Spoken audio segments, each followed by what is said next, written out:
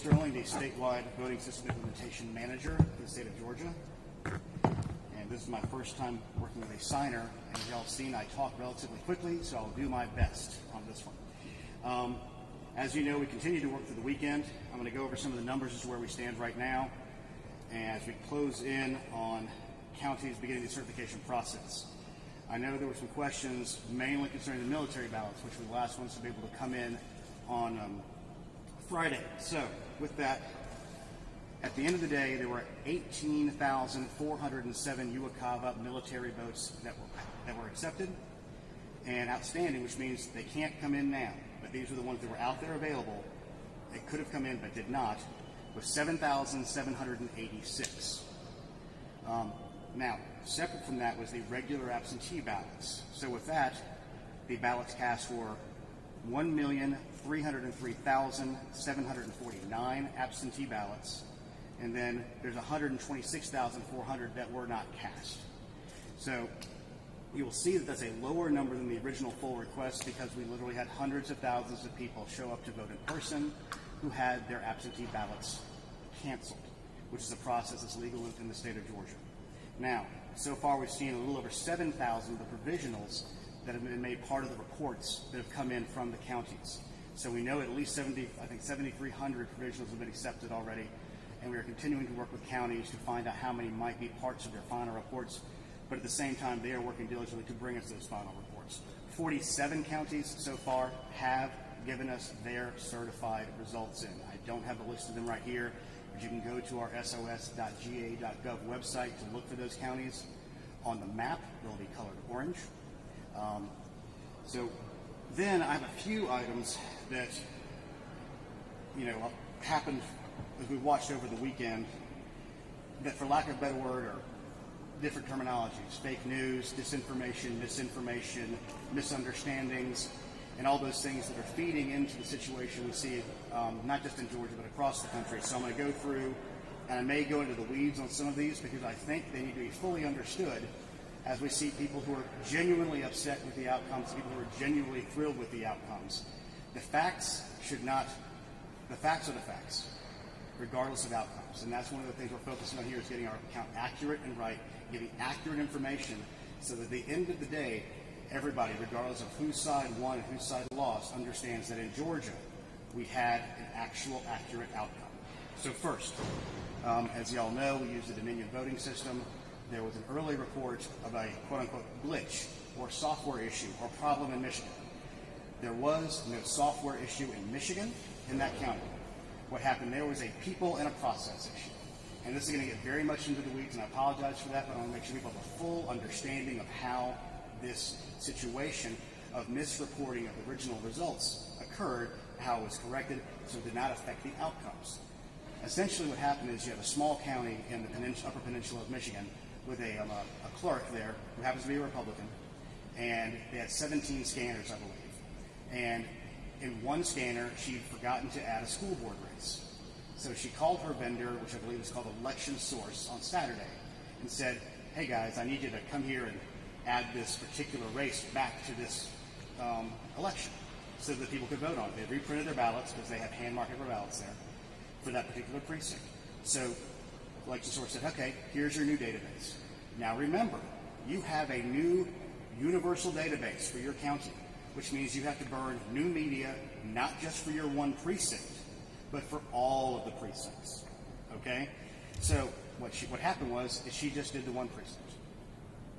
And in doing so, the tabulators themselves, the scanners themselves, all saw the ballots they thought they needed to see, and they scanned properly. So they got the results. When they close down the election, you get a tape off, and it shows you what the votes were. Now, the situation came up because she has 17 scanners, and she has one database. Now, the database she has, only the one new scanner is aligned with that database. The other 16 are not.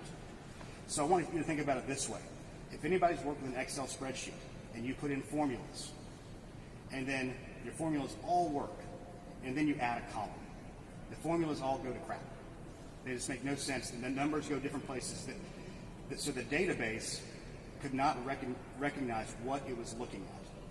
And obviously they had people who were getting zero results when they were looking at it on their election night reporting system because of the way this happened. They realized it very quickly. They took those numbers down. I believe they hand input into the EMS from the tapes, because the tabulators, the scanners, did everything right. This was just a simple reporting issue because of an error, because she forgot to change her media out. That is not a glitch. That's not a software issue. That's a human being who made a mistake under trying circumstances. The county has 44,000 people, and it's not very resourced. That's one. So there is no software issue with the Dominion software. I think some people saw some very entertaining video of some people dumpster diving in Spalding County and looking for quote-unquote ballots. There were no ballots there. We sent investigators down. What they found was empty security envelopes, so there was nothing there that affected the outcome of the election.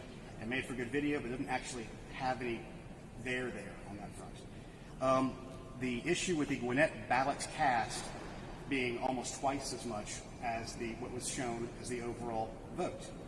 The issue is, many of y'all who are from Georgia understand that under the National Voting Rights Act, Gwinnett is the one county in Georgia that has to use two languages, Spanish and English. In doing so, essentially they have to double the size or double the number of their pages on their ballots. So common sense kind of made us realize this, that in the report as it's ballots cast, it's really pages scanned. We've already talked to Dominion about the fact that language needs to be changed, and the fact that it's not exactly double is because sometimes people just turn in the front page. And they just want to vote for president, that's it. They don't care about the rest of it, and they leave it behind. So that's where that comes from. So there is no double ballots vote cast in Gwinnett. Why is the Gwinnett count going slowly? What was the issue? Their results were all uploaded on Tuesday night. What they have is a situation where they tried to make something work better, and they ordered an additional adjudication module. Now, in this particular case, the adjudication module was not being used to figure out, to discern a person's vote. It was being used to get the write-ins off of the BMD's ballots, okay? Because there's no way to get that off of the scanner. So you have to go through the adjudication module, because in the presidential race, we do have some certified write-in vote candidates. So you have to have those votes for your final counts. Now, the issue they had, and this was truly a configuration issue. It's not a software issue, not a software glitch. It was a configuration issue where they have a single adjudication server, and that server was then going to multiple workstations. Now, to send out the ballot images on that, they have to use something called Microsoft Q, or MSQ. Now, the MSQ configuration for this was just done incorrectly. Dominion said, yep, we messed that up, our fault, and that's what held them up. So in doing that, it sort of slowed down their server. And the secondary part of this is because they had so many extra ballots more than anybody else, and so much more data on those ballots because they had more information on them. There's a lot more white space on a standard ballot because they don't have much printing on it, so it requires much more memory. It just slowed everything down. So an engineer came from Denver to optimize their server. Everything went through on Sunday really well, and they have now uploaded their final items. The Spalding poll pad issue, where somebody supposedly called or showed up, or it was a man or a woman or a person named Crystal, because the story kept on moving. Essentially, here's the things that are the facts that we know. According to the log files, nothing touched the poll pads after October 31st. That was the last poll pad update. Okay, so that is what we know. That's what I can say. So there was nothing that was done to the system after that date. So the night before, nothing was happening to the system. Saturday night, which was so much fun after the Georgia game, I got to drive down to State Farm Arena because Fulton found an issue. We didn't know what it was, but we made sure immediately. We had our monitor on site. Carter Jones was there.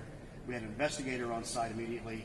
The secretary dispatched Deputy Secretary Jordan Fuchs to the scene as well, because again, anybody who's grown up in this state, in this area, knows there's just Fulton being Fulton sometimes, and we know that many national media and all the campaigns were wondering what's going on, so we wanted to make sure we had boots on the ground to keep an eye on the situation. What happened there was, again, bad process. They uploaded results on Friday. They then did the reconciliation after. In general, when you're about to tell the world these are the numbers, when everybody around the world and the country is looking at them, you probably want to do your reconciliation prior to uploading them. They did not. And unfortunately, the gamble did not pay off. They figured out hours later that the reconciliation did not match, something to the tunes of and forgive my math, I'm off on this, I'll come back to correct it. I think it was 484 total votes. That they were off, and it was all inside the provisional bucket. Okay? So they went back there about 3 o'clock. And inside of that, the first thing they discovered was there was 126 of the provisional ballots that were scanned into the absentee module. So what that means is, in the original reporting, the absentees were 126 higher and the provisionals were 126 lower. So from that was the first thing they found. Then, while they were on site at State Farm Arena, they discovered there was a box of 358 damaged ballots. Because what happens is, when you vote a provisional, you have to put it inside a provisional ballot, a provisional envelope, with an explanation as to what the issue is, signatures by people so they can identify it, and then to figure out if it needs to be verified or just counted. So what they do is they put that through an automatic opening machine.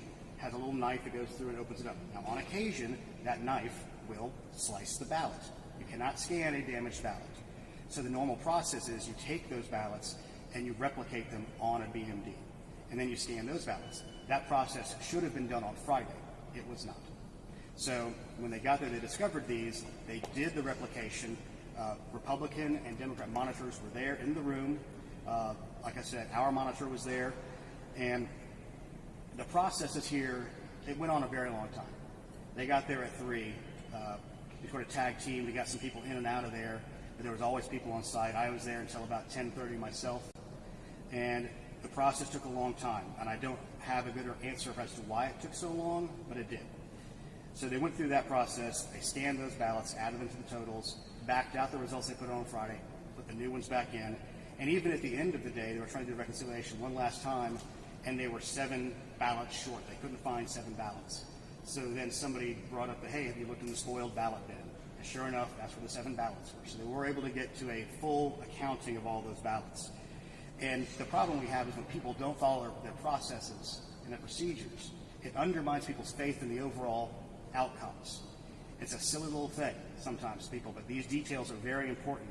And Fulton, unfortunately, has had a history of some of this stuff, and they did so much to clean up their act from the June election. And I want to note a couple other things about that. I'm going to get to the rest of this. I'm going to note a couple of things at the end. So then there's been sort of a description of Georgia suddenly flipped from Republican for years to Democrat. Again, anybody who has been here is aware of the fact that none of this was sudden. I mean, there was a very close race for governor in 2018. We saw people getting elected as Democrats in Gwinnett and Cobb County for the last few years. None of this is sudden. None of this is really overly surprising to the pundit who track what's going on in Georgia. And I don't think you can say it's a massive flip when the Biden lead seems to be 10,000, well, it's probably more than this now. It was 10,353 before we did the last uploads, and I haven't done the math to see what it was last time, but it should be something similar to that. So the other thing we've discovered is from our initial assessment, there was a lot of ticket splitting going on. There's many people who did not vote for the president who did vote for David Perdue or Kelly Loeffler or Bubba McDonald or Doug Collins. So we saw a lot of ticket splitting, and you see a lot of it regionally, a lot of it in the suburbs. I mean, all this stuff kind of tracks with the political environment we've seen. So a lot of this has to do with ticket splitting, not from any sudden odd thing. This is the one that's a little more, for lack of a word, crazy town, which is the hammer and scorecard issue. Frankly, it doesn't make a lot of sense, but I'm going to quote Chris Krebs, who's the director of CISA, the Cyber Security and Infrastructure Security Agency. He uses the words, it's flat out a hoax and nonsense. So we can't be having people who are out there who are putting out hoax and nonsense from the people who were designed and designated to protect our cyber infrastructure in this country. So don't buy into these things. Find trusted sources. Another thing I want to point out, that in this state, this time, this election, on election day, was an amazing success. We had an average 2-minute wait time.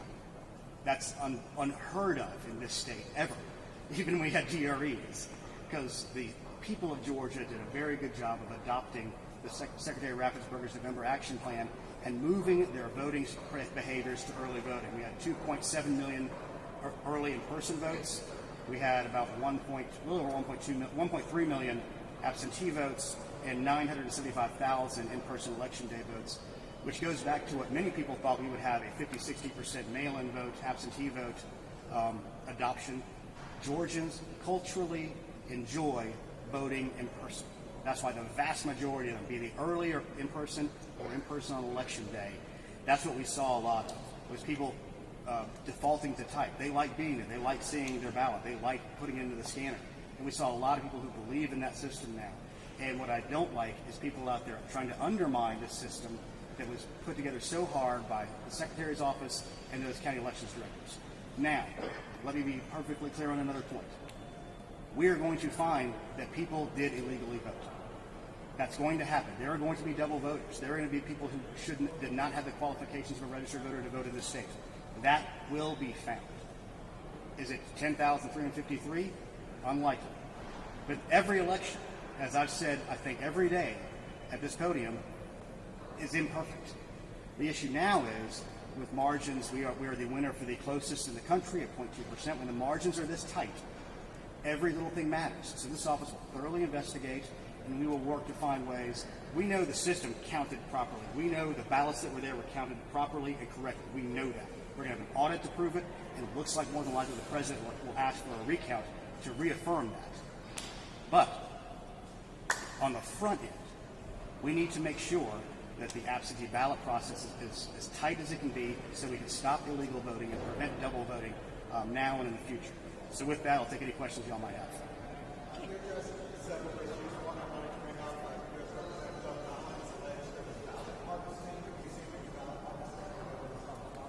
We have not seen that at this time, but I do believe we have some reports of this. Our investigators would likely be looking into it, but I don't have specific information at this time. Yes? Oh. Either one. So can you walk us through again the timeline as far as with 47 counties having certified, what kind of happens from here and then when the state can move forward?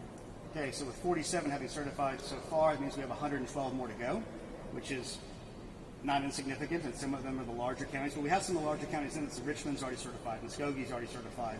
So we already have some of the larger counties in here, but it will be a process as they continue to wrap up the final pieces of the provisionals. We feel like most of the uploads were already done over the weekend. And now you'll find the ticky-tacky things where they do their reconciliations and make sure that, yes, we got all the ballots to be uploaded. So that's what happens first. So we're trying to move them as fast as they can in certification so that we can do our risk-limiting audit and know the decision has not been made as to which race will be done. That will be done. But the outward bounds of all these, again, are the counties have to certify by this Friday, and then the following Friday the state has to be certified. And again, that's because that is the outward edge bound before we have to get the UACAVA ballots out for military and overseas voters on Saturday, November 21st. Now, no, nothing? Oh, okay. See you now. Okay, it's loud. You need to step forward so I can hear you.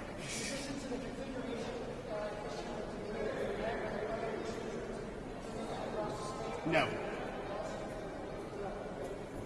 What else? Very good.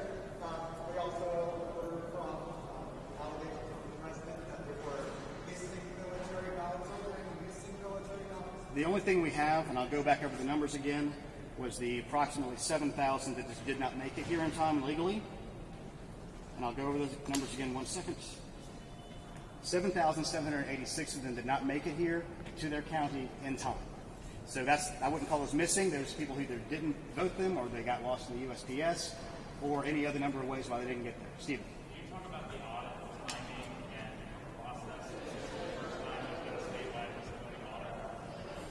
process? We're working to get the deadline for the counties to get their ballot manifests into the state is basically today. I'm sure there'll be some stragglers we're working with because, again, like you said, this is the first time we've done something like this. Now, we cannot do the audit itself until we get the certification from the counties because that gives us our final count of the ballots, which is then put into the Arlo system. We're partnered with Voting Works, a nonpartisan group that's helping us organize this risk-limiting audit. And again, we're kind of at the mercy of the last county to come in before we can get everything going. But I believe, and it's either Tuesday or Wednesday, I think the Secretary will make the announcements to which race will be audited. I'm not sure at the time which one it is. Frankly, I just remember it's Tuesday or Wednesday, and I'll try to get the answer to you. Yes, sir. Gabe, can you talk about just the pressure the office has been under with all of these websites, all of this, you say, misinformation out there, and prominent political figures putting pressure on your office? Can you talk about the pressure the whole office is under? Well, frankly, the Secretary ran for this job. We took these jobs. The pressure is more internal and external, to get it right. Our job is to get it right for the voters and the people of Georgia and for the people of the United States to make sure the outcomes of this election are correct and trustworthy, and at the end of the day, no matter which side of the aisle you're on, no matter which candidate you supported, you can have trust and believe in the outcome of these things. Listen, we understand that there's one side of this country that is viewing it. They're ecstatic. They're in the streets partying. I guess COVID's over. So then you have the other side, which are extremely upset. They're angry. They, in their heart of hearts, know in their gut that something terrible happened and their guy lost and it's not fair. And when you're this close and the emotions run this high, it's understandable. And the president, to a strong degree, has a responsibility to the 70 million people or so who voted for him to say, I'm going to go through all the legal means to make sure your vote's defended. We understand that. Our job in this state is to follow the law of this state. If a judge comes in and tells us to do something else, we will do that, but our job is to follow the law, get the accurate counts, and get them out as fast as we can legally. Is it just provisional ballots that you're understanding that are left to count, or are there some overseas ballots that are still being counted by? I couldn't answer that right now. It's down to the county level, but I know they're working diligently to get through those. Yes, ma'am.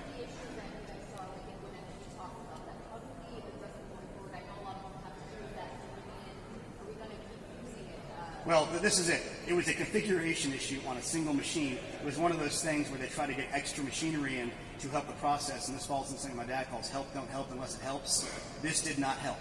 But going forward, it's going to be easy to look for that and know that. We're looking on procedures to make sure that in the future, this becomes such an important part of this, that we do an extra step of verification before we deploy it.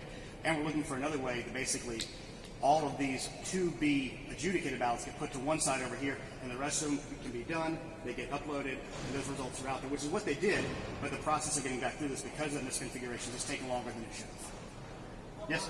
Wait a second, she's impatient. So,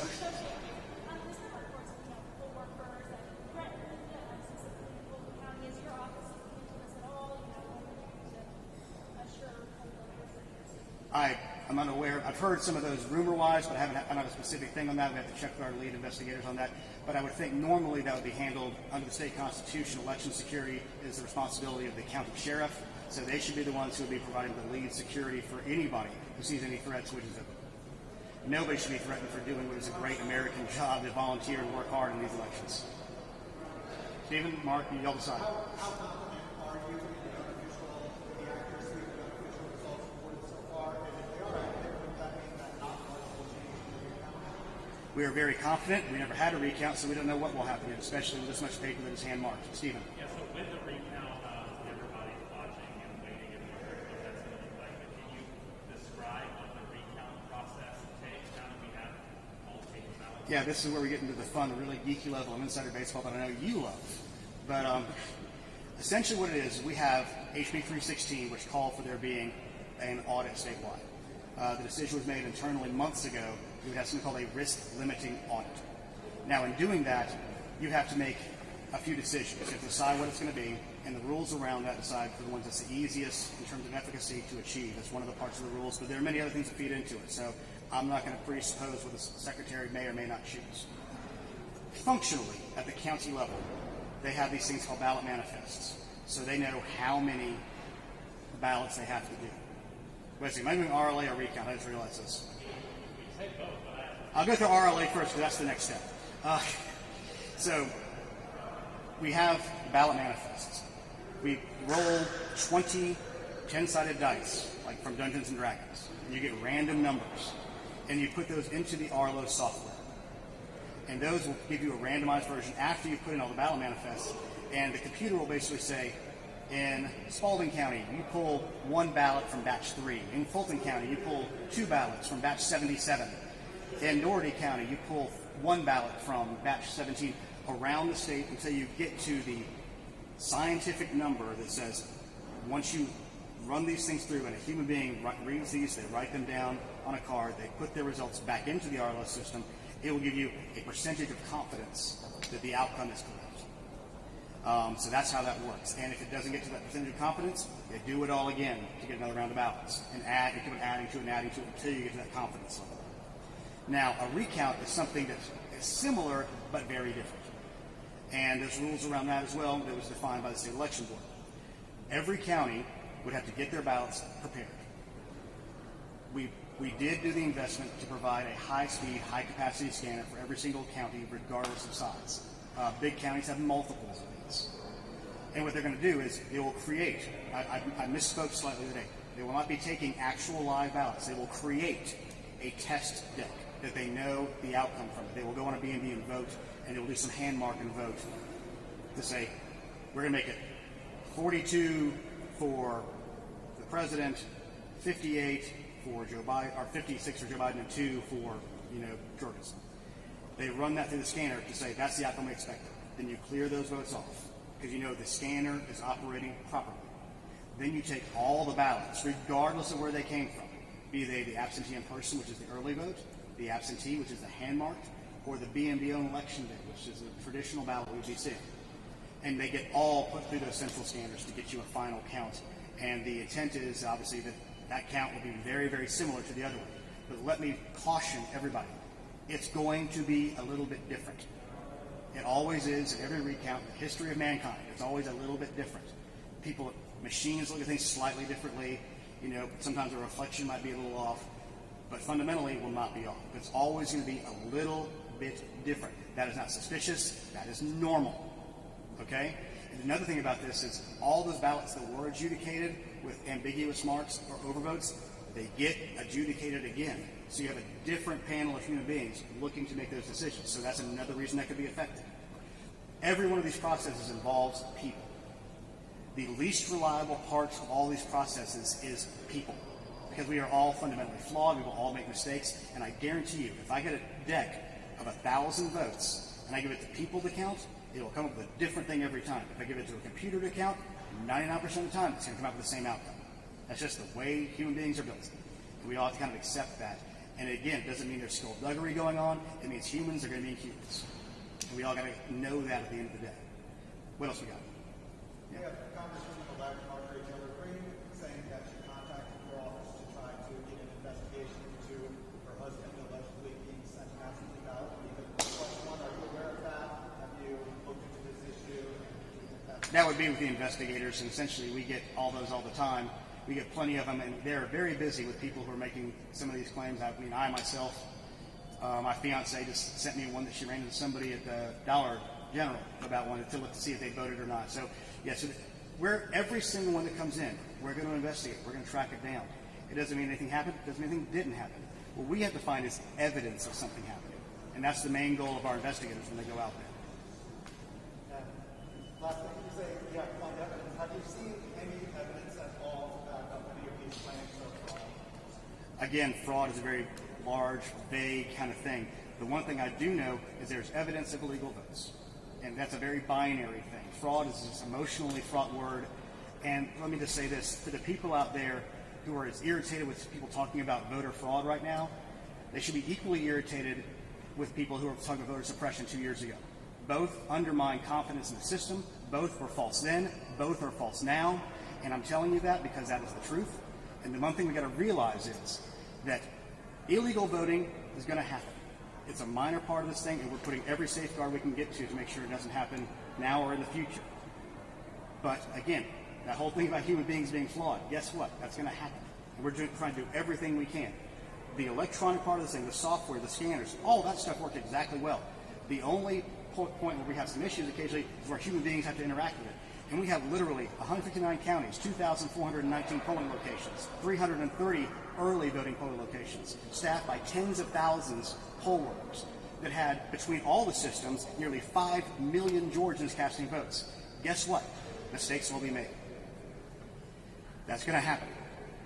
You have to be realistic about that. And yes, there's a highlight on this now because of just the sheer tightness of our race. Anybody else? Yes, ma'am. I have a question. So the mayhem that has ensued from all this mail-in ballot, is that going to be going forward what the American people can expect from every single election going forward? Or are you guys looking at this saying this did not work? I wouldn't necessarily say that there was mayhem. There's processing. And in this state, it's very different than other states. We do not send out unsolicited ballots. You have to make a request online with your driver's license. You have to send in a request in with your signature. So we have the first stop point on that. The second stop point is then it has to be signature matched again at the back end. So in this state, we know there's going to be some issues with this, but we did not see any widespread issues with the absentee balloting process. And for the vast majority of the voters in the state, they voted in person on a BMD. Anything else? All right, thank you all very much. What did happen to Georgia?